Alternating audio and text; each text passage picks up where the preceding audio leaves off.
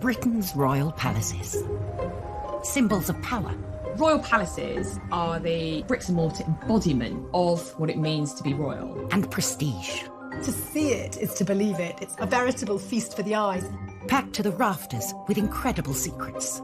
From royal courtships to royal births to royal marriages and scandals, the palaces have played host to all of that.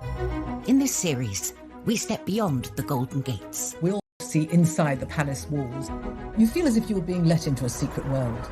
Learn how these stunning buildings were constructed. This is a mad, eclectic vision of one man. Windsor was built to do battle. It's best not to get locked in one. You don't know when somebody's going to come and let you out. Unveil their spectacular artworks. The royal collection is simply stunning. The story of the tiara is like a spy mystery. We can only imagine how excited the Queen must have been. Delve into their gruesome histories. Frankly, if you're going to cut the head off a king, it's got to be done in a palace. And revisit recent events that have shaped the modern royal family. I could see that his legs were trapped. Camilla was one of the most unpopular women in the country. To see those images of the castle in flames, there was an emotional impact for the nation. This is The Secrets of the Royal Palaces. This time, at Highgrove, Charles risks everything for Camilla. We reveal his secret plan to win over Queen and country. Camilla was one of the most unpopular women in the country. Inside Holyrood, the true story of Mary Queen of Scots. The poetry, the plays, the films that have been made about her extraordinary life is personified in that preserved Northwest Tower. At Hampton Court, we uncover a fake painting that could be worth a king's ransom. What if the Queen's copy was not worthless, it's actually worth in excess of £50 million? We witness a bizarre outbreak of violence at St James's Palace. Then there came this blood-curdling cry from his wounds. He shouted to his page, "I am being murdered!" The question was, who did it? And Prince George's moment of mayhem. We dig into the archives to discover he's not the first royal to behave badly on the balcony. History was repeating itself, and it was around 30 years before that Harry was on the balcony doing exactly the same thing to his cousin, Princess Beatrice. The royal family have a palace for every occasion. Windsor, a castle steeped in a millennium of royal history, still in use today.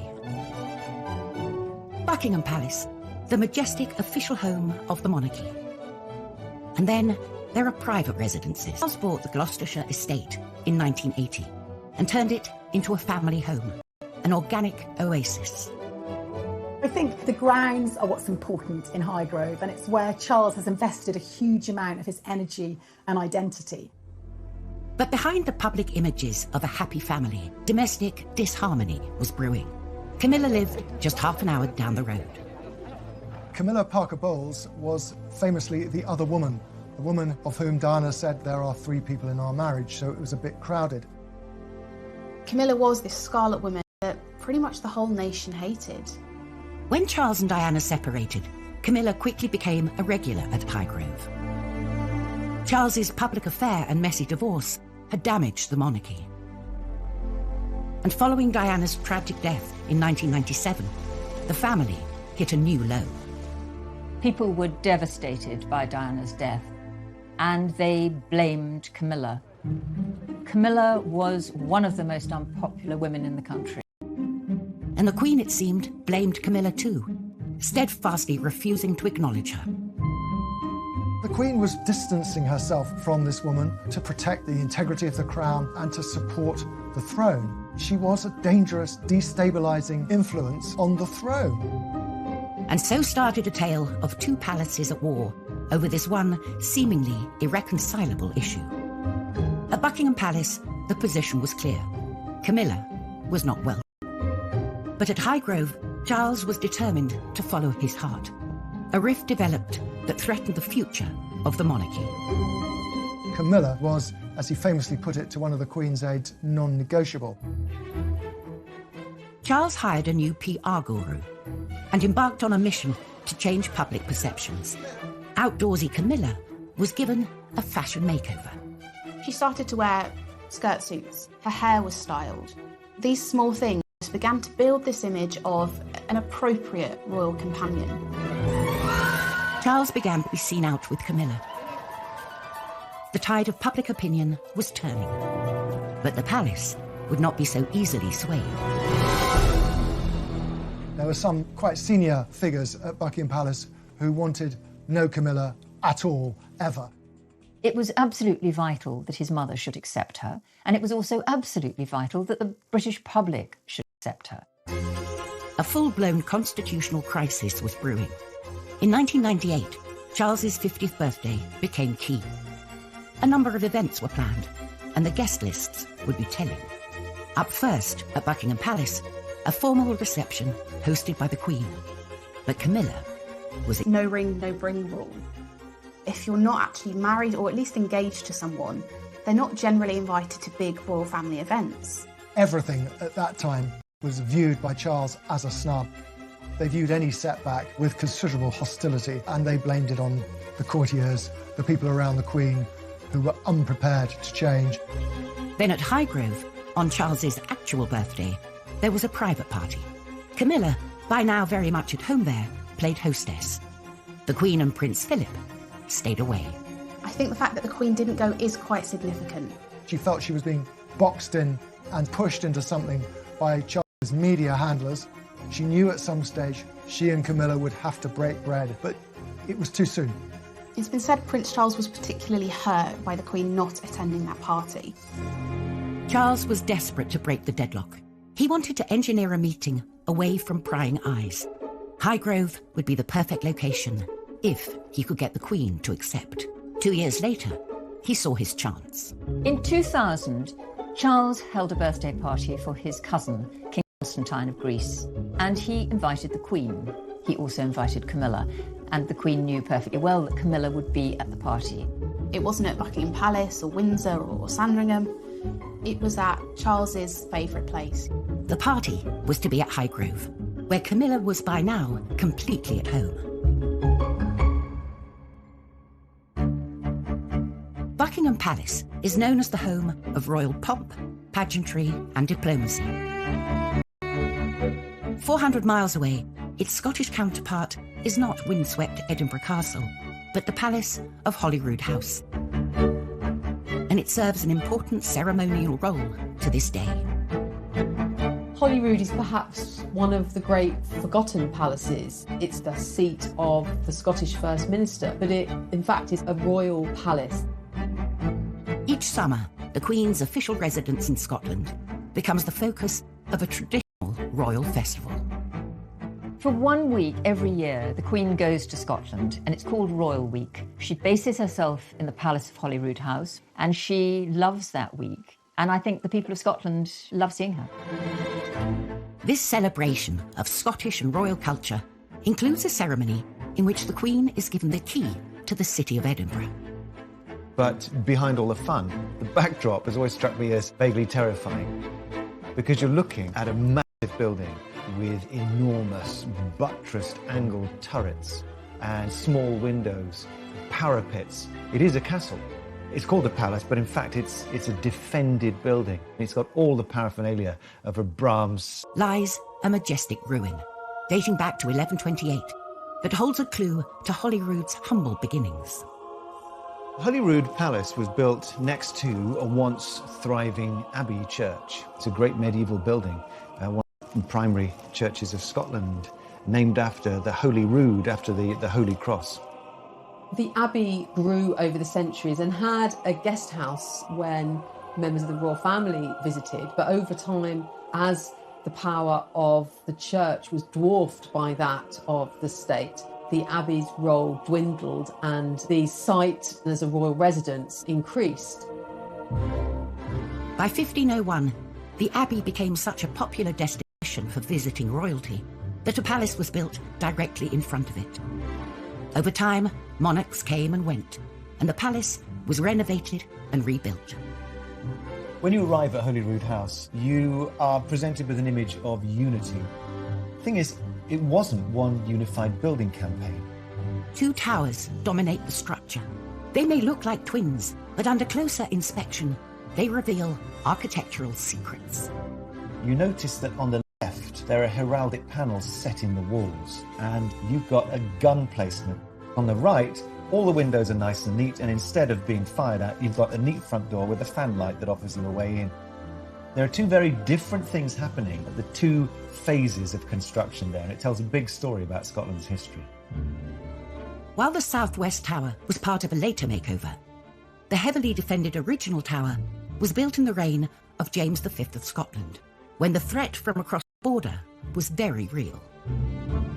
England was never far from war with Scotland. Well, who's sitting down in England who has real ambitions and designs on the Scottish throne? None other than Henry VIII. So this is a place that has to not only look after itself as a building, but also the monarchy within it. And so the construction of this thing as a defensible set of chambers, they come from the late 1520s, early 1530s, about the same time that Henry VIII built St James's Palace. Yes, in comparison with other royal residences, it's pretty brutish. It's there for a function, to protect the monarch, for goodness sake. And does it really look that hardcore when you compare it to Edinburgh Castle up there, exposed in the old town on a great lump of rock? No, give me Holyrood any day. Coming up on Secrets of the Royal Palaces, at Holyrood, Mary Queen of Scots' chambers are the scene of a bloody murder. It's where tourists flock. It's very much at the heart of the story and testament to the significance of that period of history. Queen is a lady of very few words, and I think that she would be very guarded at first with Mrs. Parker Bowles.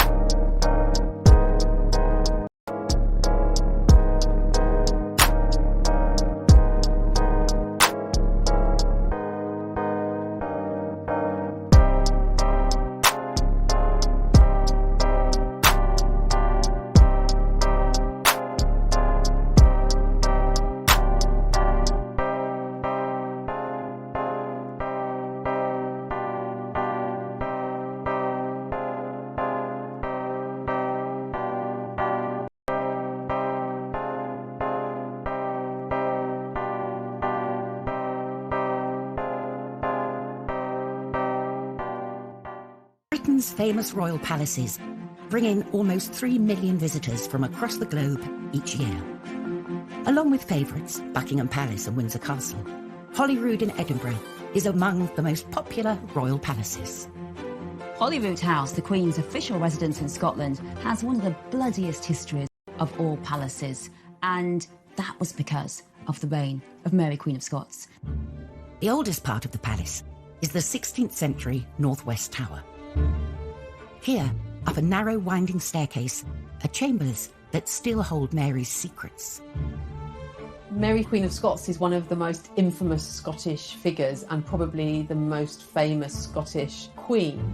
The poetry, the operas, the plays, the films that have been made about her extraordinary life, but it's sort of personified in that preserved Northwest. Mary's torrid time here.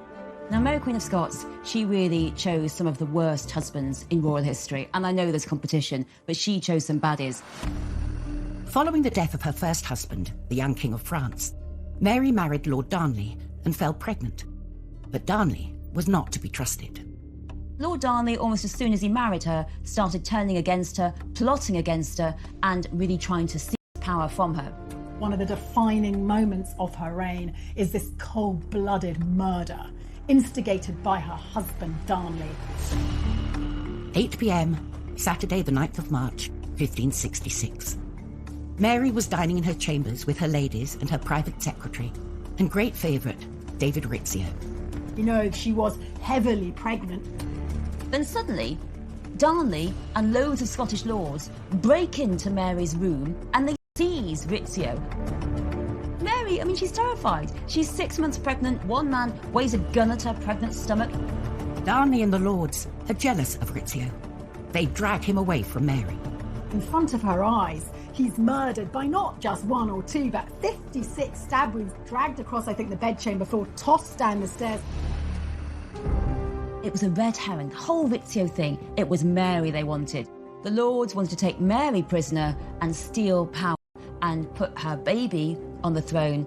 Mary is under arrest. Her beautiful palace of Holyrood that she has loved and decorated with her tapestries and all her furniture, it is now her prison. Eventually, Darnley relented and helped Mary escape. A year later, Darnley himself was murdered. For tragic Mary, there was to be one final doomed marriage at Holyrood, but no happy ending.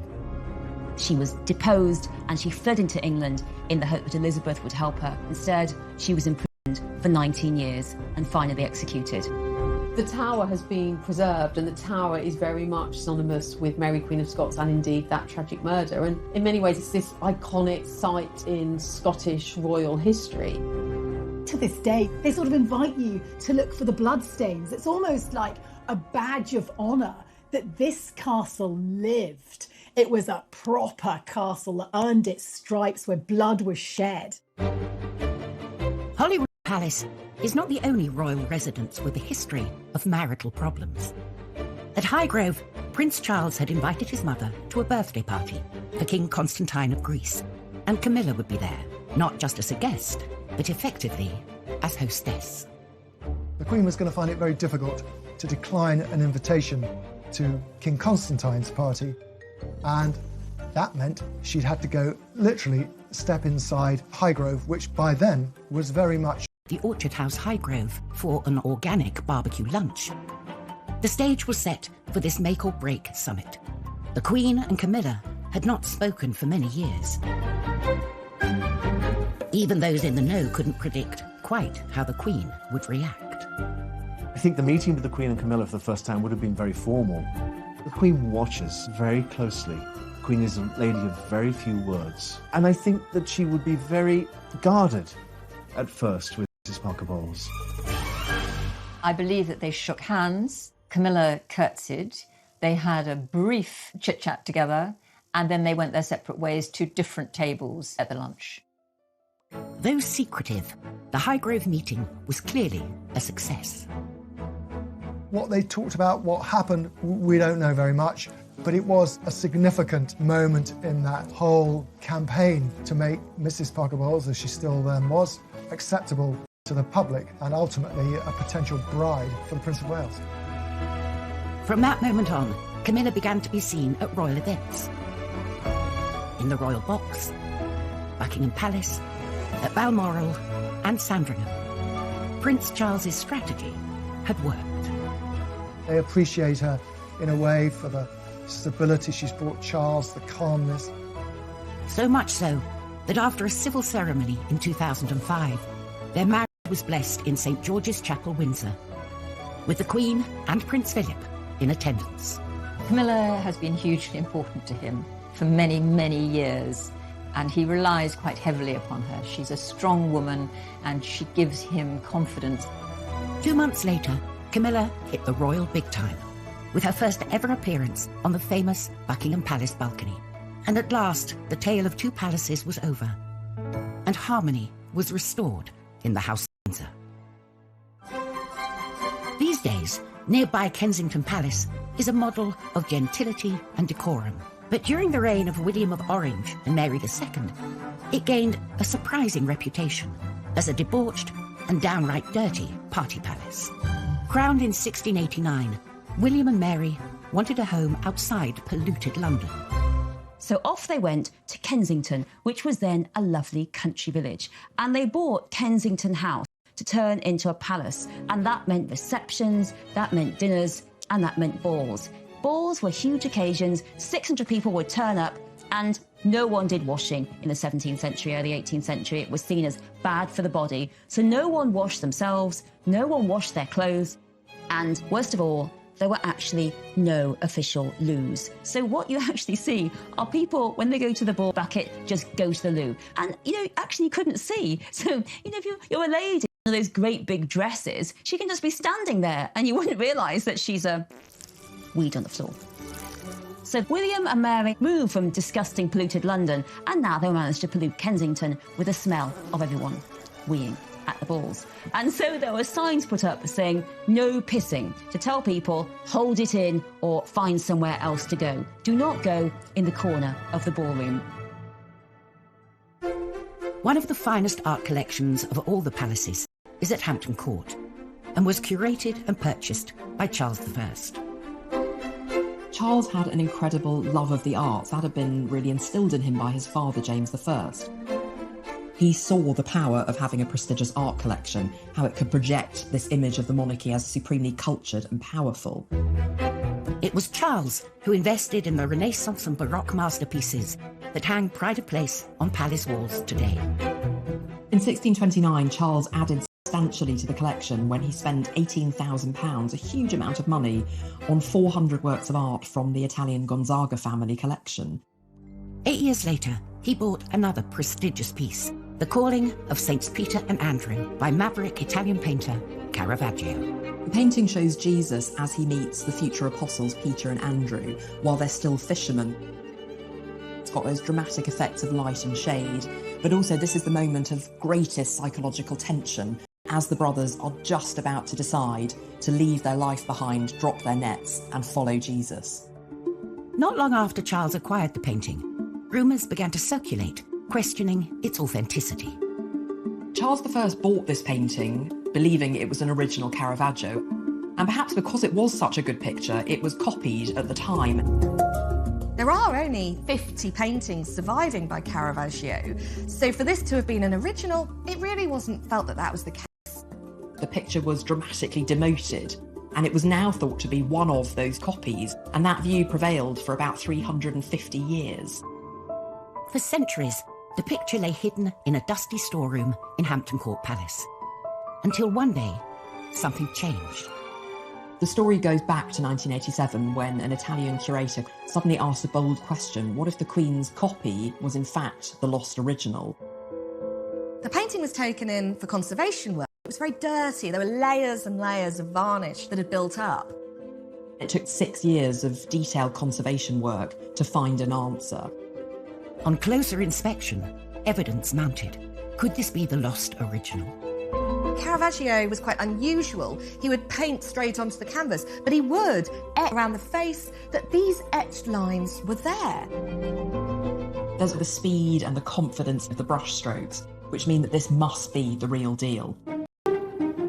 It's got a real energy to it that a lot of his contemporaries just weren't able to match. This had to be a Caravaggio.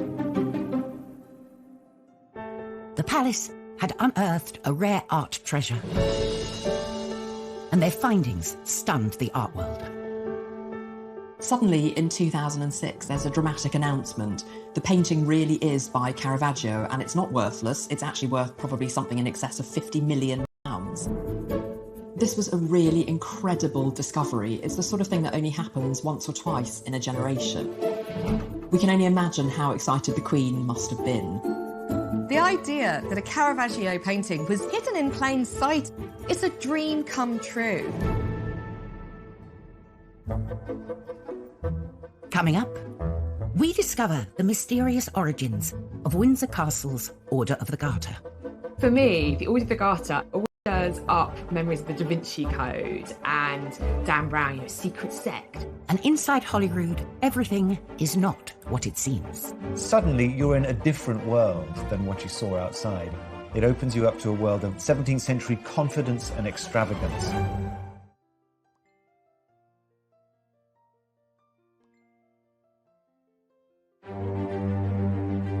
In Edinburgh, the Palace of Holyrood House has all the formidable features of a mighty fortress.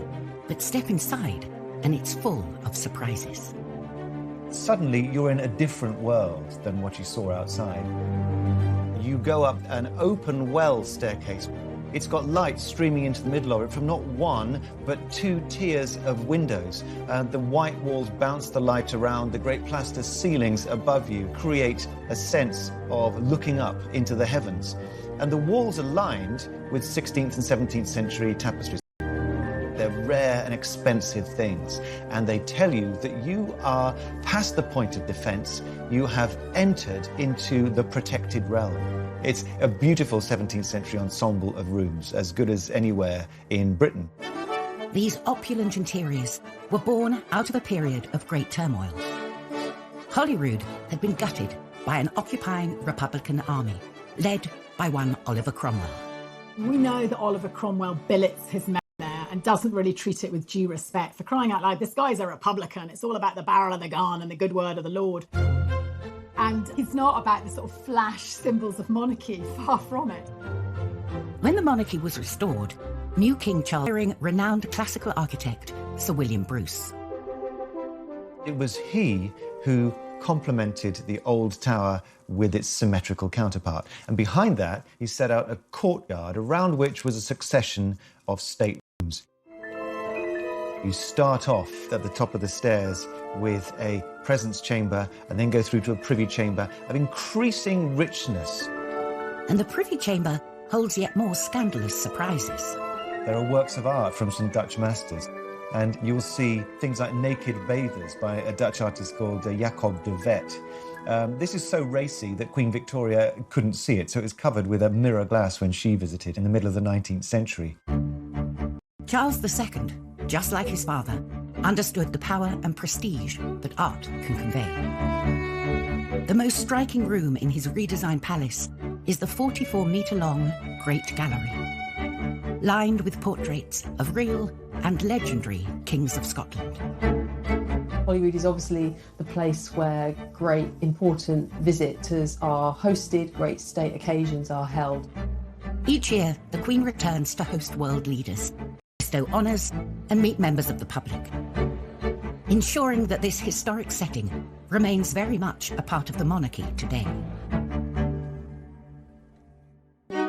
Another royal residence that retains an important ceremonial role is St James's Palace in London.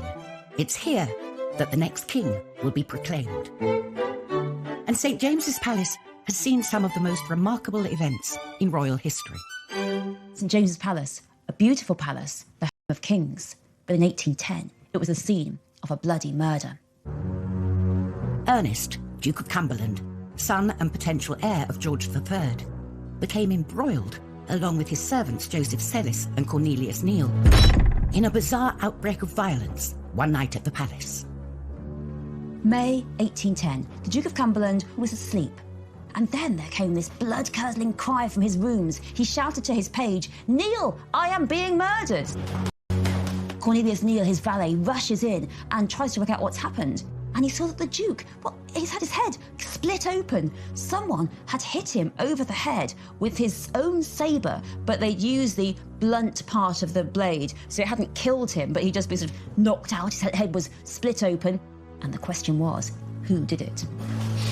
And they're looking for the Duke's valet, Sellis, and he's not there.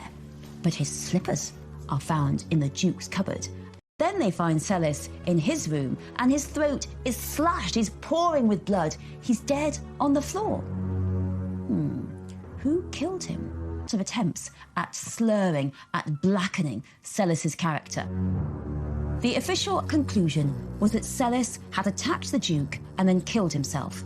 But the suggestion that the Duke had been involved in a murder, in a homosexual love triangle, in the killing of his own valet, that would taint him and would dog him for the rest of his life.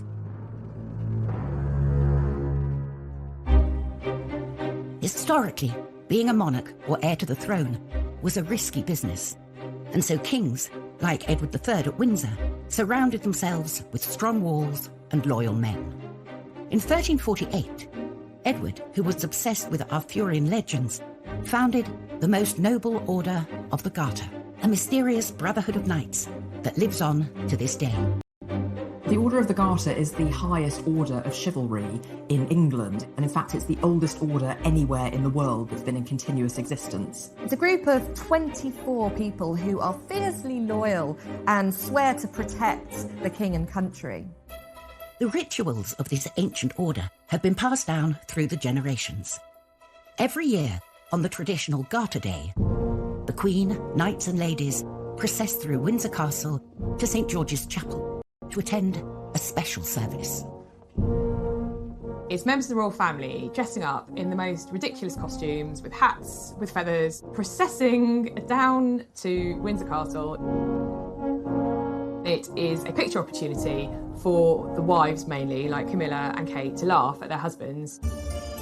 Beyond the pomp and pageantry, what does it actually mean to be a Knight of the Garter?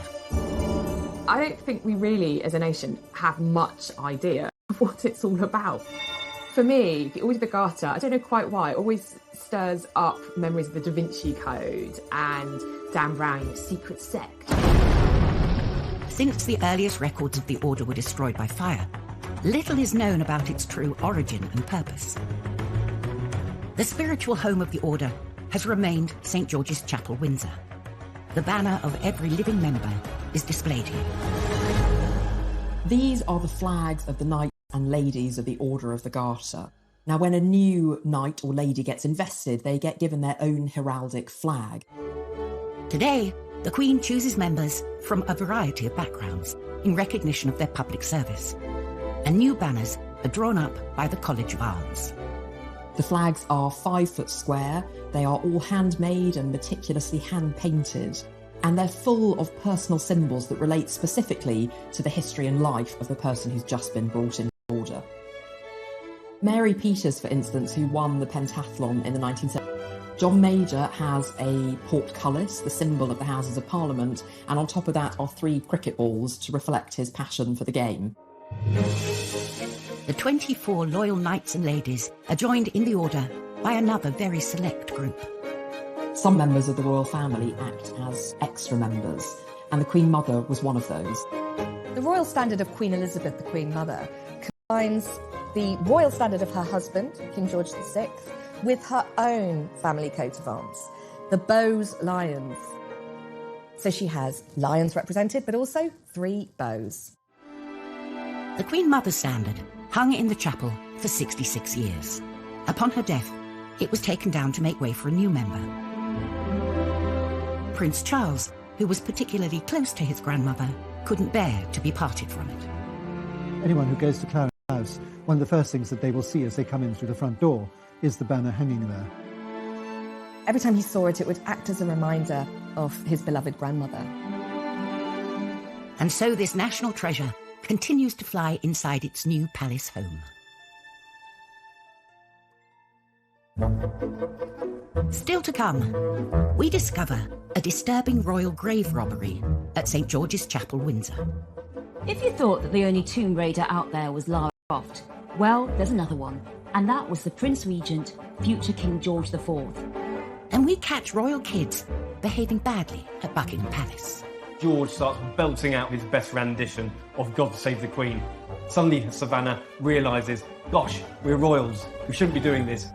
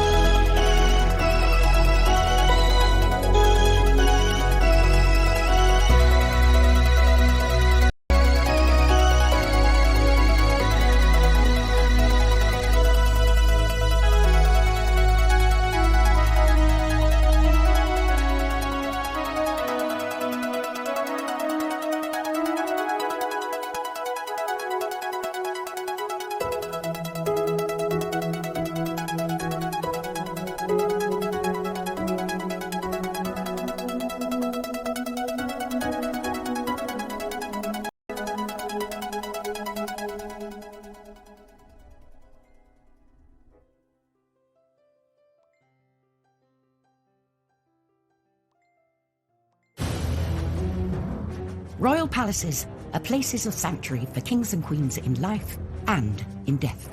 St George's Chapel at Windsor Castle is the burial site of 10 monarchs. This number includes Charles I, who was executed. But the final resting place of his severed head remained a mystery. Until 1813, when the Prince Regent embarked on a quest for answers. If you thought that the only Tomb Raider out there was Lara Croft, well, there's another one, and that was the Prince Regent, future King George IV. The Prince Regent had become obsessed by Charles I, executed in 1649. Was Charles I's head attached or not? Had it been sewn back on? This question became the equivalent of that crossword clue you just can't solve. So the Prince Regent asked the royal physician, Henry Halford, to go down into the royal vault in St George's Chapel, Windsor, and look at the grave of Charles I. Together, they ventured down to the crypt to look for the body. Henry Halford opens the coffin and finds the body of Charles I wrapped in cloth and smeared with some greasy, unctuous matter. He takes the cloth off the body and says that actually the head still remains. It is blackened and the nose has lost its cartilage. But he says this is definitely Charles I because it looks just like Charles I in the bust. And then he gets out the head and he holds it up and he can tell, he says, that it's been sawn off by a big blow. And that solves the question for the Prince Regent. Charles back to bed and really rest in peace at Windsor Castle at St George's Chapel for the rest of the days. But no, Henry Halford has found this all rather thrilling and decides to take a souvenir for himself. So he takes the fourth vertebra of Charles I's neck, puts it in his pocket and saves it, and he passes it round at dinner parties. So thanks to the Prince Regent's crazy obsession with whether or not Charles I's head was on or off, St George's Chapel at Windsor Castle becomes the scene of a royal grave robbery. The fate of Charles I at the hands of Parliament is a stark reminder that the monarchy depends upon the will of the people. Today's royal family is more focused than ever on allowing the public into their palaces and their lives. The Queen has always said they must be seen to be believed, and that is the central point of her ethos for the monarchy. They must be seen in public. At Buckingham Palace, there's the perfect platform to do just that. Since the reign of Queen Victoria, the balcony at Buckingham Palace has been the stage for iconic royal appearances. The Queen's coronation, and more recently, William and Kate stealing a kiss on their wedding day. Not only is it a symbol of the British monarchy, it's kind of become a symbol for Great Britain itself.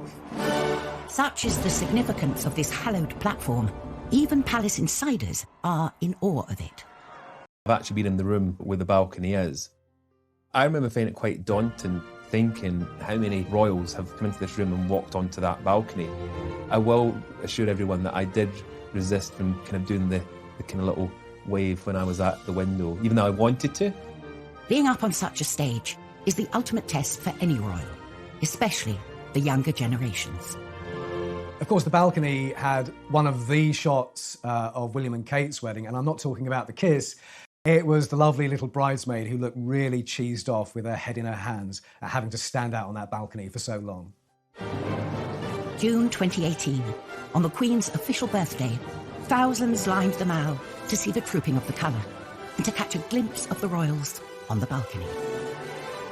It's one of the few times each year that the whole royal family can get together. You know, more than 40 people at times. The Queen with her children, her grandchildren, and even her great-grandchildren. They play the national anthem to appreciate the monarch, essentially.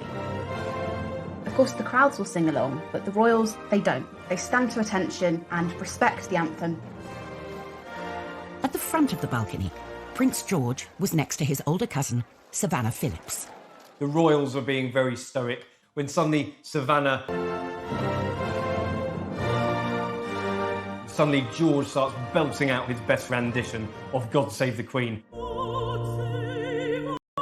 Prince George started to sing along. He's clearly been learning the words.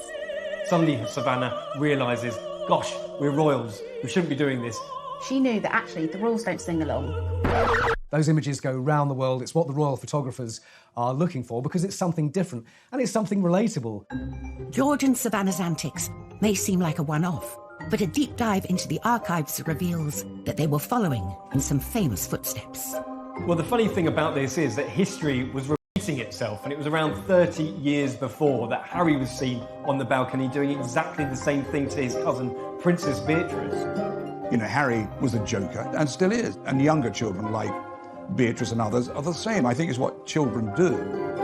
The following year, George and Savannah were separated, and I think that's probably the parents having a quiet agreement beforehand that maybe we don't want to take any of the focus away from the Queen. I think what's lovely about this scene is that these children are brought up around the Queen and princes living in palaces and castles, but there's actually a childhood innocence about them.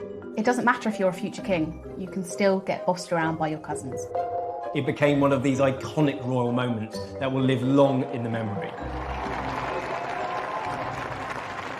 Next time on Secrets of the Royal Palaces, we reveal what lurks behind the walls of St James's Palace. When a new king or queen is proclaimed, that's where it'll... At Balmoral, we delve into the Queen's role in the Scottish referendum, when she made a seemingly innocent remark. They knew it was intended to be overheard. And at Windsor, the shocking secrets revealed in Queen Victoria's diaries. She was a passionate woman. She enjoyed sex.